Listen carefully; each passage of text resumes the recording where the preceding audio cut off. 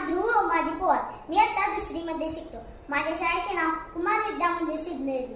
मी आज तुम्हाला छत्रपती शिवाजी महाराजांच्या विषयी बोलणार आहे. ते तुम्ही शांतपणे ऐकून घ्या, ही माझी नम्र विनंती. छत्रपती शिवाजी महाराज हे आदर्श राजे होते.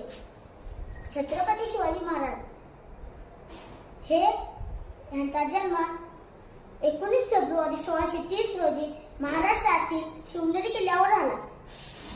त्यांच्या आईचे नाव जिजाबाई व वडिलांचे नाव शहाजीराजे भोसले असे होते.